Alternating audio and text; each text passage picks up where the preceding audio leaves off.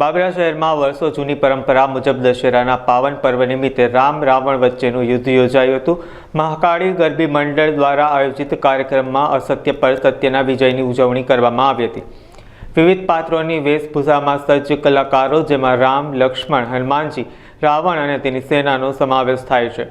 વિશેષ રૂપે ભગવાન હનુમાનજીનું પાત્ર ઉપસ્થિત લોકોને ગદાનો મીઠો માર પ્રસાદ રૂપે આપે છે, જેને ગ્રામ્ય જનતા હોંશે હોંશે સ્વીકારે છે। રસપ્રદ વાત એ છે કે આ ધાર્મિક પરંપરા જાળવવા મુસ્લિમ બિરાદરોએ પણ પાત્રો ભજવીને કોમી એકતાનું અને ભાઈચારાનું ઉત્તમ ઉદાહરણ પૂરું પાડ્યું છે। છેલ્લી 4-5 પેઢીઓથી આ પરંપરા જાળવી રહેલા મહાકાળી ગરબી મંડળના સભ્યો દ્વારા આયોજિત આ યુદ્ધનો અંત રામજી મંદિર ચોક ખાતે આવ્યો હતો, જ્યાં ધનુષધારી રામચંદ્રજીના તીર વડે દશાનંદનો વધ કરવામાં આવ્યો હતો અને સમગ્ર માહોલ જય શ્રી રામના ગગનભેદી નાદથી ગુંજી ઉઠ્યો હતો। આ ધાર્મિક કાર્યક્રમ માટે પોલીસ અને હોમગાર્ડના જવાનો દ્વારા ચુસ્ત બંદોબસ્ત ગોઠવવામાં આવ્યો હતો। મારું નામ શોકત ગાંગાણી બાબરા। આજરોજ તારીખ 1/10/2025ના દશેરાના પવિત્ર પર્વ પર બાબરામાં રામ રાવણનું ધમાસણ યુદ્ધ ખેલાયું। આજરોજ મહાકાળી ગરબી મંડળ દ્વારા દશેરાના આ પાવન પર્વ પર રામ રાવણનું યુદ્ધ કરવામાં આવ્યું।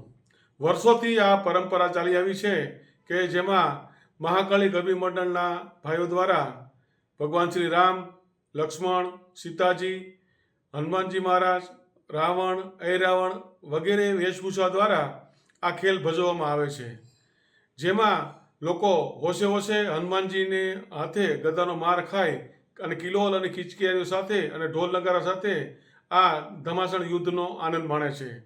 આ મહાકાળી ગરબી મંડળ વર્ષોથી આ પરંપરા જાળવી રાખી છે, જેમાં 3જી થી 4જી પેઢી સુધીના લોકો આ એક જ આ ગરબીમાં સાથ અને સહકાર આપે છે।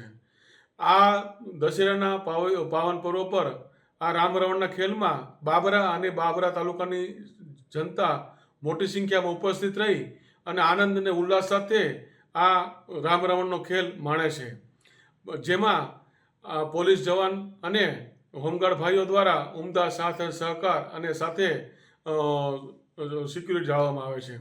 તેમજ આ મહાકાળી ગરબી મંડળ દ્વારા જે ખેલ ભજવવામાં આવે છે તેમાં વર્ષોથી ઘણીવાર હિન્દુ અને મુસ્લિમ ભાઈઓ દ્વારા પણ અલગ વિવિધ પાત્રો ભજવવામાં આવ્યા છે।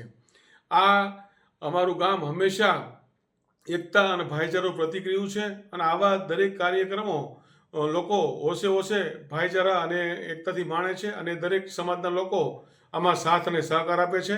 અને આજના આ પર્વ પર ભગવાન શ્રી રામ દ્વારા રાવણનો શિરચ્છેદ કરી અને એમને હરાવી અને વિજય મનાવવામાં આવ્યો છે।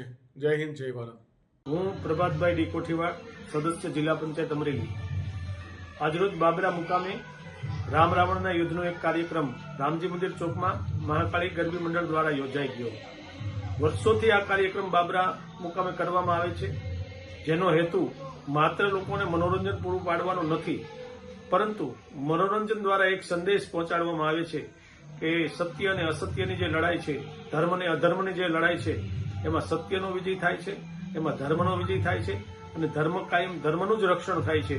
અધર્મ ક્યારેય જીતતો નથી એવો સંદેશો દ્વારા લોકોને એક મનોરંજન પણ પૂરું પડે છે અને આપણી સંસ્કૃતિ અને પરંપરા જળવાઈ રહે એ માટેનો જે આ પ્રયાસ છે, જે અભિનંદનને પાત્ર છે, ધન્યવાદને પાત્ર છે।